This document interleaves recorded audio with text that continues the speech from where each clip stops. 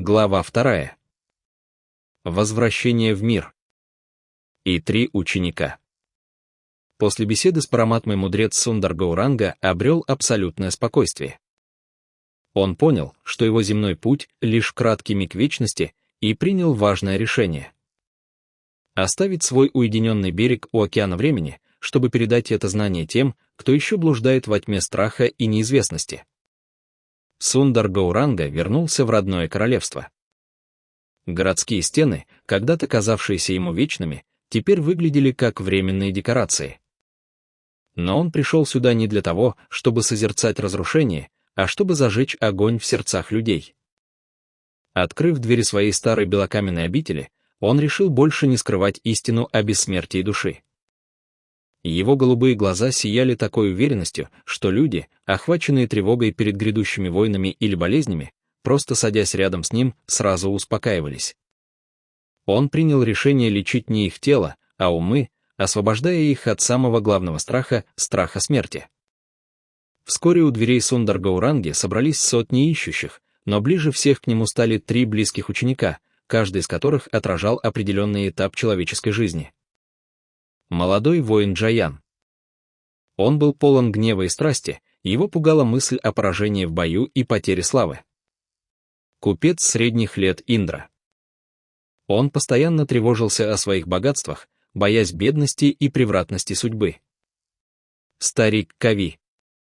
Его тело слабело, и он с ужасом ждал приближения своего последнего мига жизни. Однажды Сундар Гауранга вывел их в сад во время сильной бури. Ветер ломал ветви, а ледяной дождь прибивал цветы к земле. Ученики дрожали и прятались под навесом, но учитель стоял под ливнем, устремив невозмутимый голубой взор в небо. «Учитель, почему ты не прячешься?» — закричал Джаян. «Этот шторм уничтожит твой сад». «Посмотрите на небо», — ответил Сундар Гауранга, и его голос перекрыл шум ветра. Гроза бушует лишь в нижних слоях атмосферы. Выше облаков солнце сияет всегда. Так же и ваши вечные души. Он повернулся к воину. Джаян, ты боишься потерять тело в бою.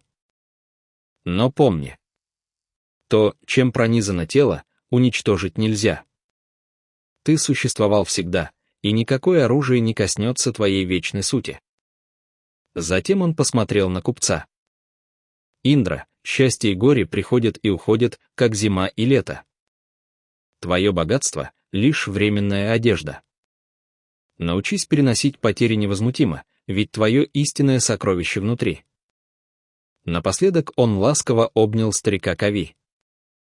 Твое тело увядает, мой друг. Как этот сад к зиме. Но это лишь смена нарядов.